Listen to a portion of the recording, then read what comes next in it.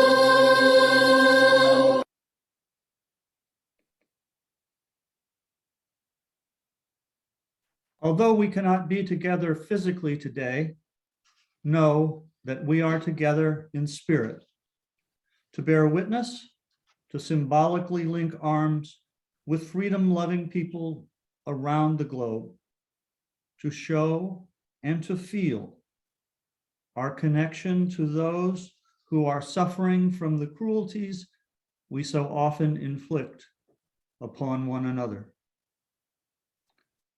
To the dead, the dying, the wounded, the dispossessed, the refugees, and all their families and loved ones, our hearts go out to you.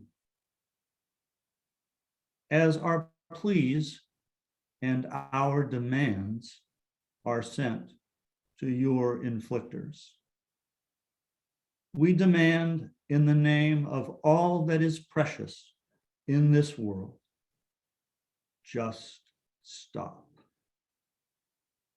In the spirit of life, love, and the unity of our common humanity, come, let us worship together.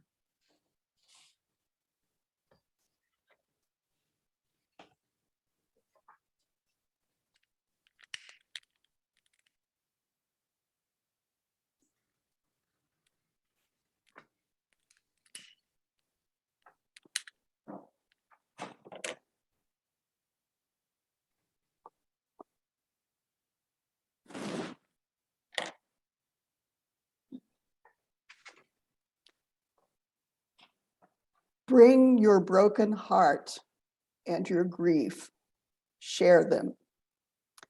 Bring your confusion and your questions, share them. Bring your anger and your pain, share them. Bring your hope and your energy, share them. For here, in this place, we can be together. We can gather in all the conflicting emotions tumbling around our heads and in our hearts. We bring them together here and lay them on the altar of community. For community means that fragile, not perfect, human beings can come together in the name of peace and seek to find peace again. Peace, hope, healing. May it be so.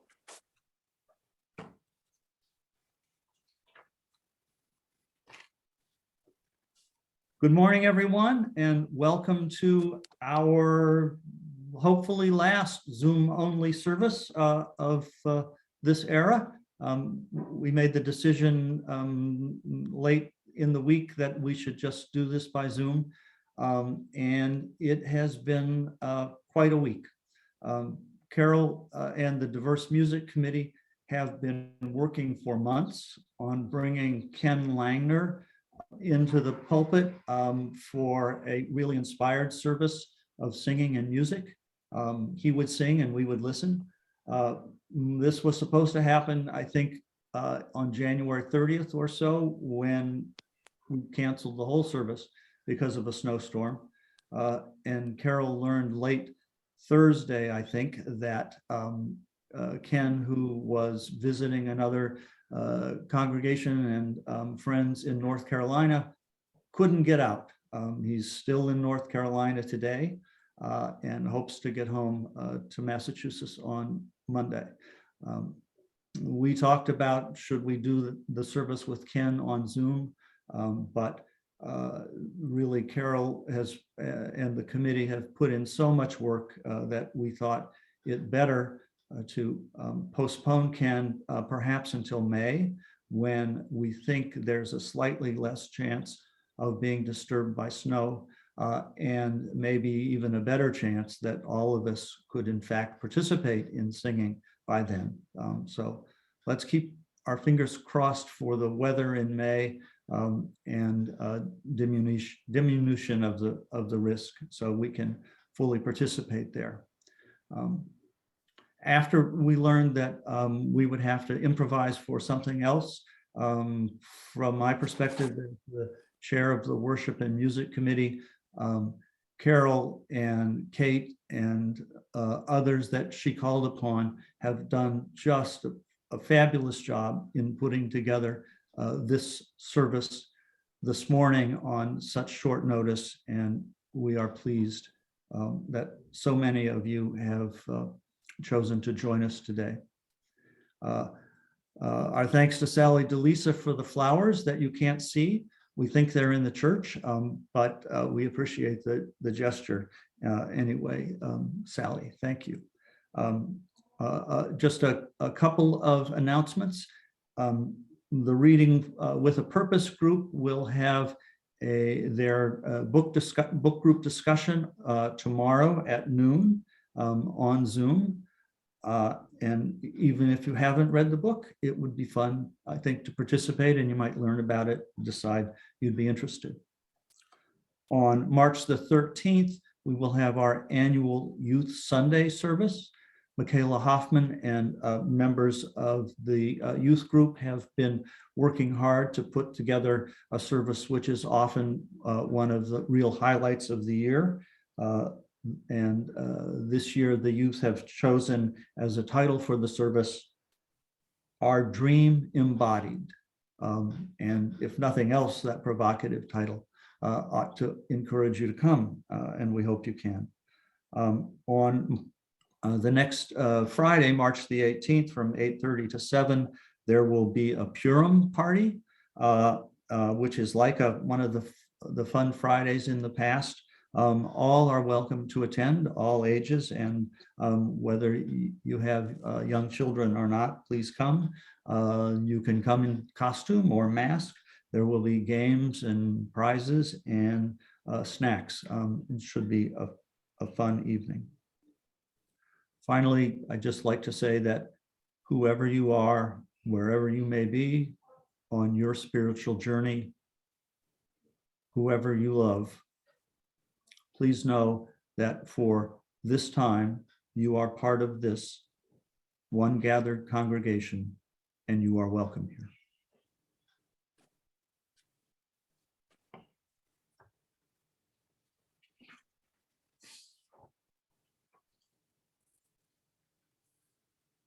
The Unitarian Universalist Service Committee was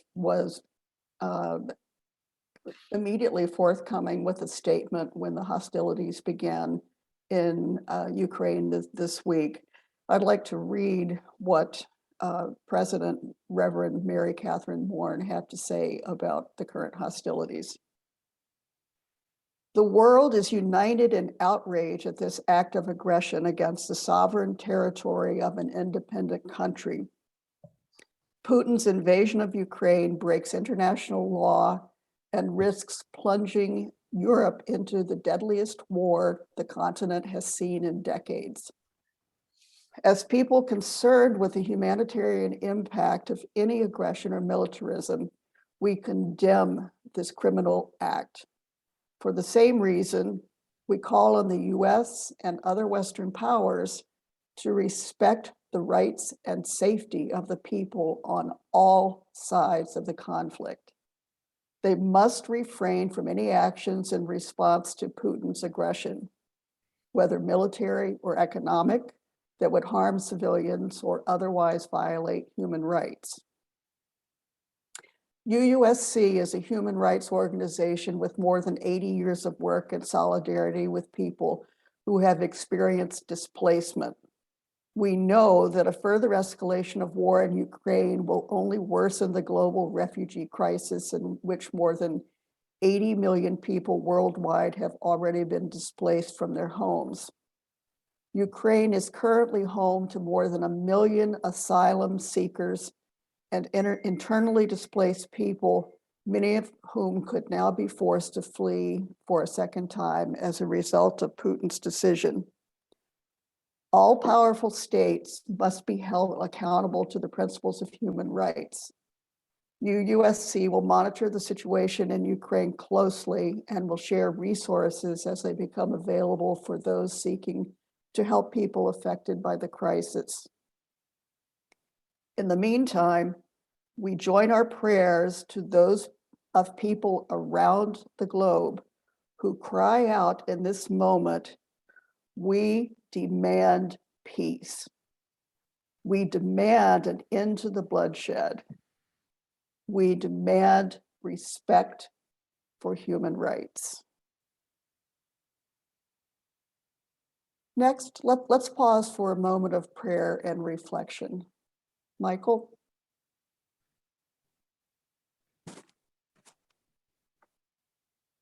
Please join in the spirit of prayer.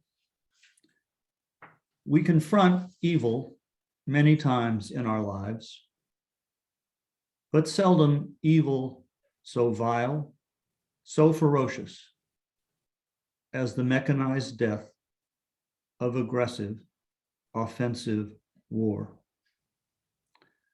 The great scourge of the 20th century, the hemoclasm that drowned at least 100 million in their own blood. That history has haunted our parents and grandparents, and it has returned on an as yet smaller scale, but no less horrifying, no less painful to those caught up in its maw. We pray to all of those who would listen, and as important, to all of those who would not, that those with the power to do so make this madness stop.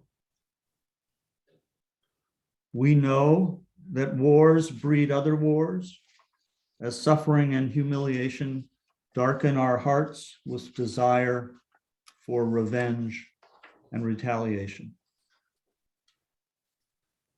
So it is vital that this carnage stop now. People are precious and must be treated so.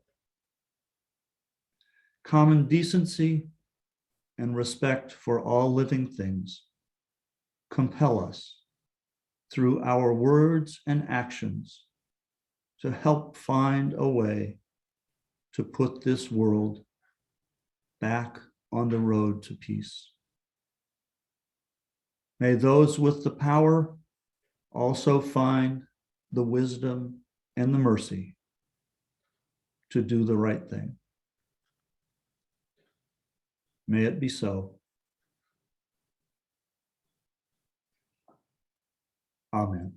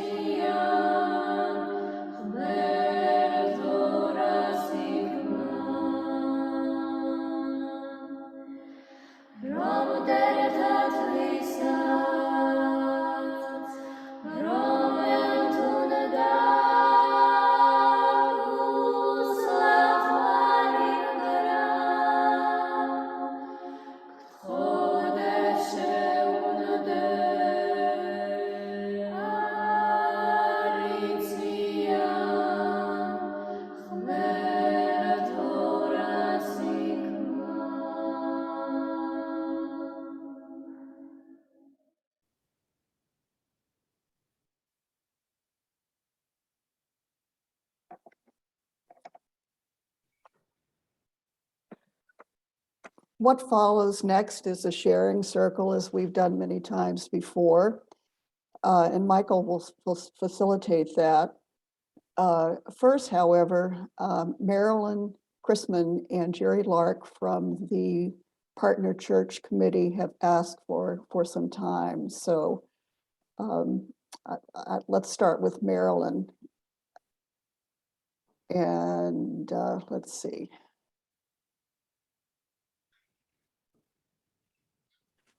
Yeah. I have thought so often these last days about the people we know in Transylvania. When we first visited 20 years ago, the communists had recently left Romania. What they left was a small nation full of scars, deserted factories in ruin, so many people who had been imprisoned by the government, a population frightened by that government, people living in poverty and poor health. When we returned about 13 years later, the changes were amazing. People seemed happier and more at ease. The economy had obviously improved. Children were learning English rather than Russian in school. And our partner church had built a church on land the government had given back to them. Now with the Russians invading nearby Ukraine, people must be so frightened. And I am frightened for them.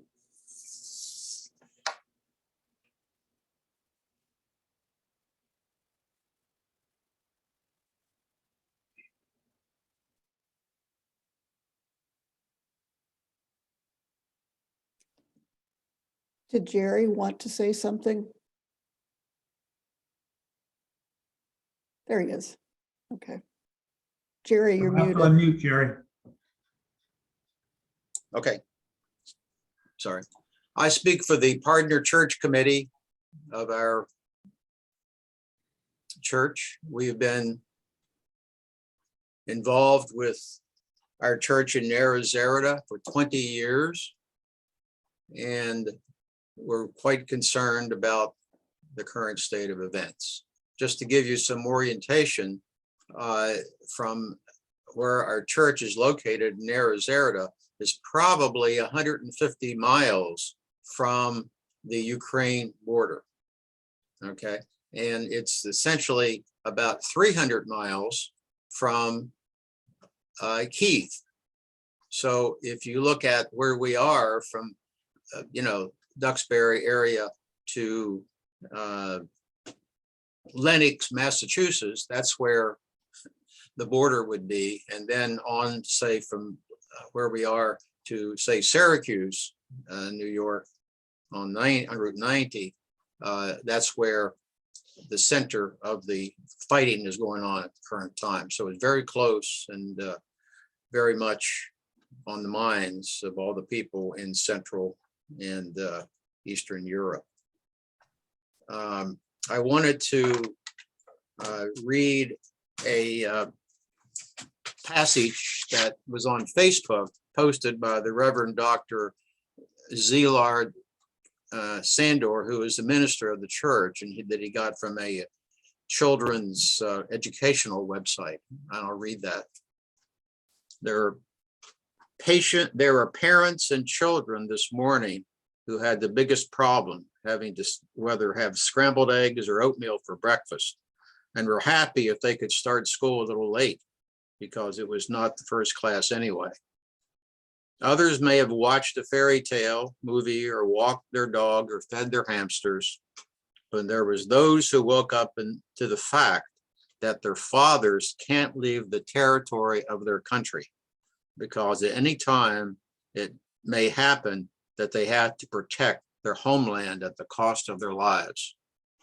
Mothers and children woke up today that they have to escape from their homes to the subway because it seems like that's a safe place now. Children woke up today to the fact that their world is not safe. A war broke out in our neighborhood. Our thoughts are with parents, children, and families as we wish from the bottom of our hearts, peace.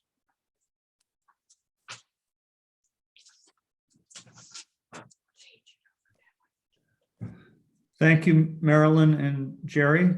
We're now in the time of the service when we invite any members of the congregation who would like to share a thought, a reading, or anything that they would like to say for this service, to have that opportunity.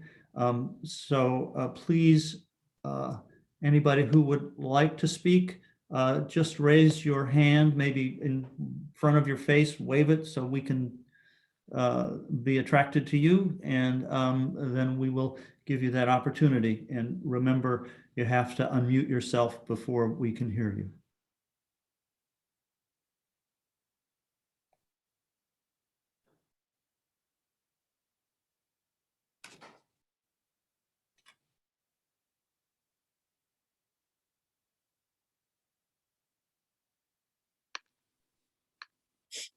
Oh, okay. All right. Well, Sarah and Rebecca almost did, but not yet. Maybe a little later. Okay, looks like Pam Blades. For me, it's on screen number 2, Dustin. And she's iPhone Pam.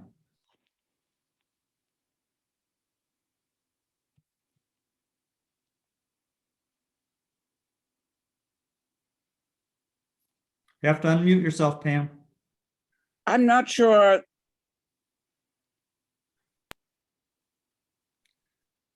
Nope, try again. Try to unmute yourself.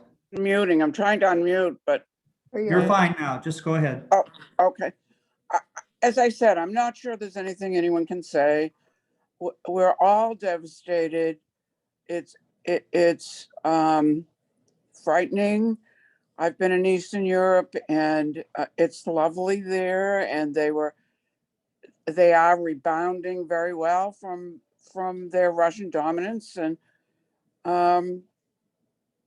it's just our prayers and hopes. I think it's everyone's, even the Russians, by the way, who are demonstrating in their streets. So. Thank you, Pam. I saw Selden. I wanted to ask for prayers I work for a small company in Detroit, and our IT team is in Kiev. I'm asking for prayers for them.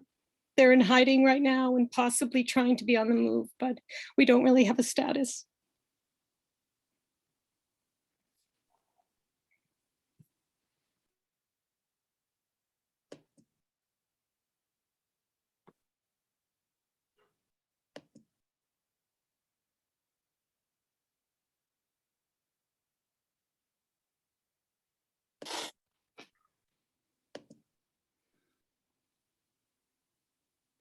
If you are trying to speak and we haven't seen you, unmute yourself and speak up, and we'll find you.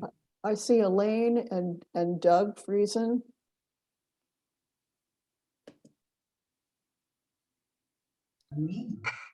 Okay. I just have a couple of quotes. One of them is from the Dalai Lama. Never give up. Never give up no matter what is going on. Never give up. Develop the heart. Too much energy in your country is spent developing the mind instead of the heart. Develop the heart. Be compassionate, not just to your friends, but to everyone. Be compassionate. Work for peace in your heart and in the world. Work for peace, and I say again, never give up.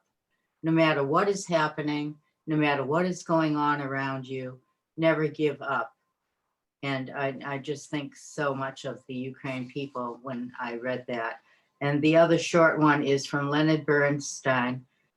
This will be our reply to violence, to make music more intensely, more beautifully, more devotedly than ever before.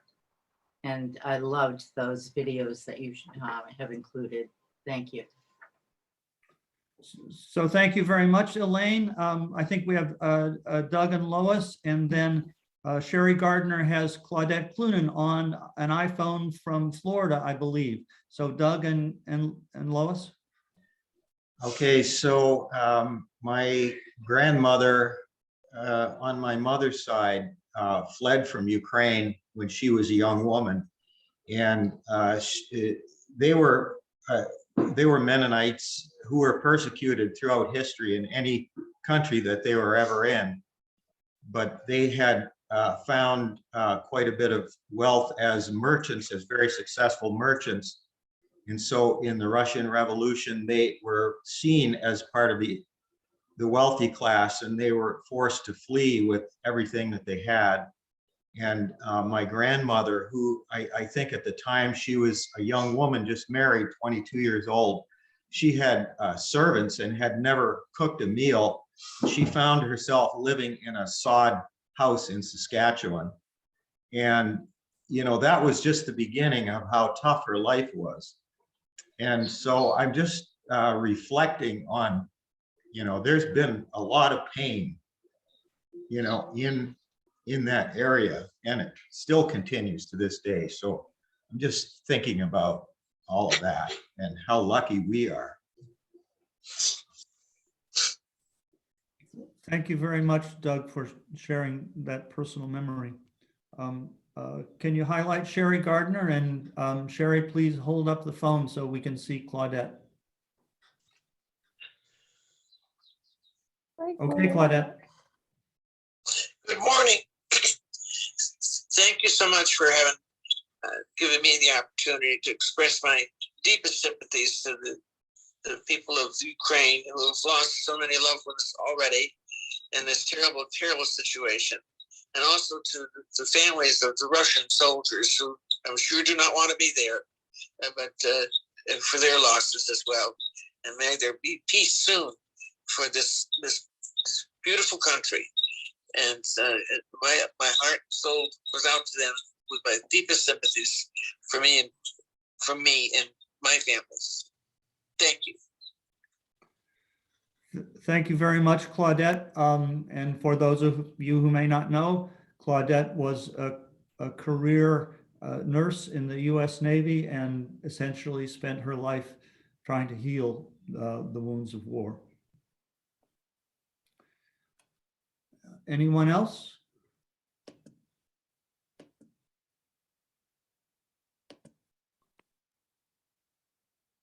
I just wanted to make a note that Reverend Dr. Szilard Sandor is with us on Zoom, and he was able to make it. He is here as well. Thank you for that, Jerry. At least on my screen, it's the second group in the fourth row and second over. Welcome, Reverend Salazar. Very glad to have you with us today. But sorry that this is the occasion for it. Lois, did you want to speak? Okay, I think she was saying hi. Anyone else?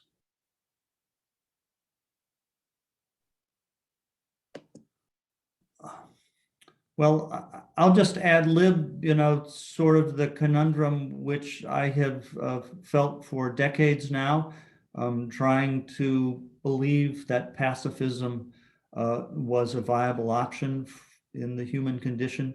And I've been pretty much a critic of virtually every war that the United States has been in. But you know, I just can't get over the irony that sort of the way sometimes you have to stop war is to show you're strong or to show that you are willing to fight. And, you know, it's playing out in Ukraine now.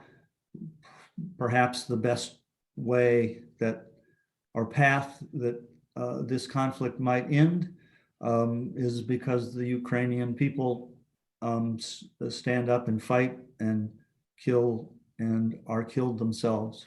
And I don't know any way out of that dilemma.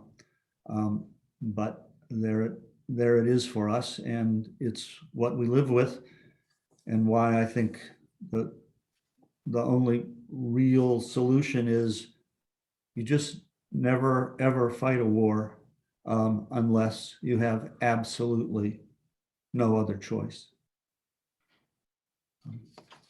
I did think that I might want to say something, and so last night I Googled Dr. Martin Luther King and war, understanding that King is probably our greatest advocate for nonviolence in the history of this country, and recognizing that it's Black History Month.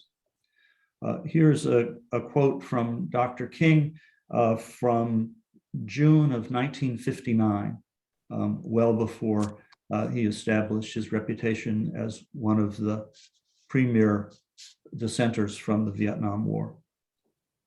Dr. King: through our scientific and technological genius, we have made of this world a neighborhood, and yet we have not had the ethical commitment to make it a brother and sisterhood. But somehow, in some way, we have got to do this. We must all learn to live together as brothers and sisters, or we will all perish together as fools. We are tied together in the single garment of destiny, caught in an inescapable network of mutuality. And whatever affects one directly affects all indirectly.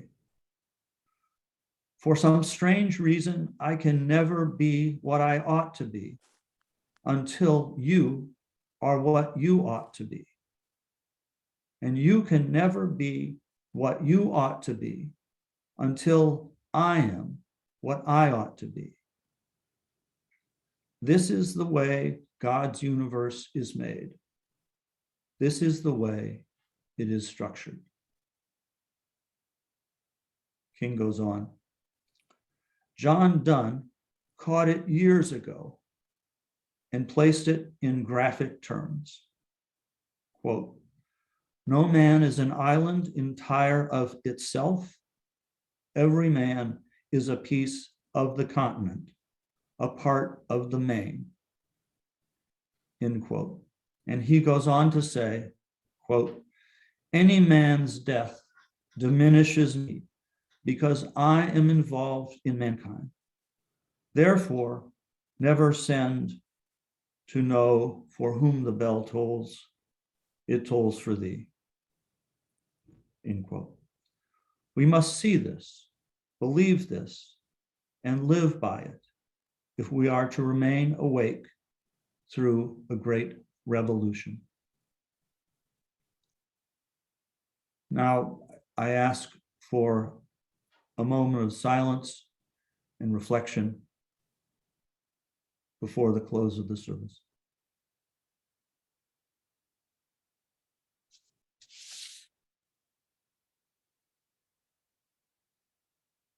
Carol?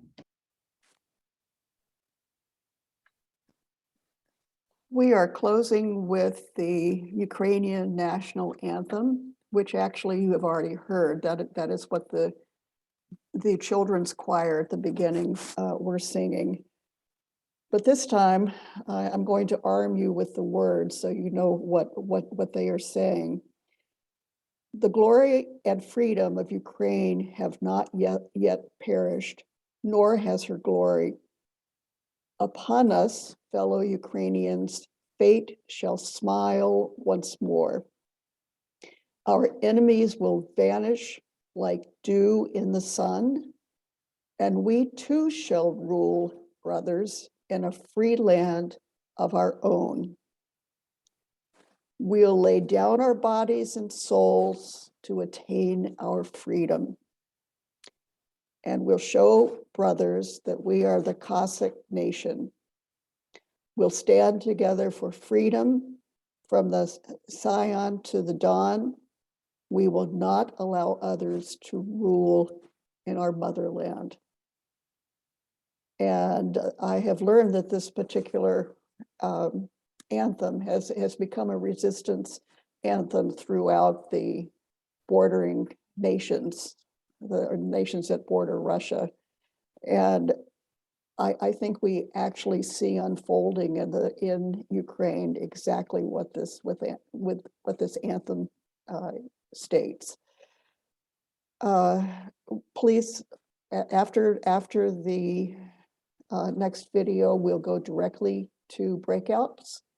And I hope you'll stay around and visit for a while with us.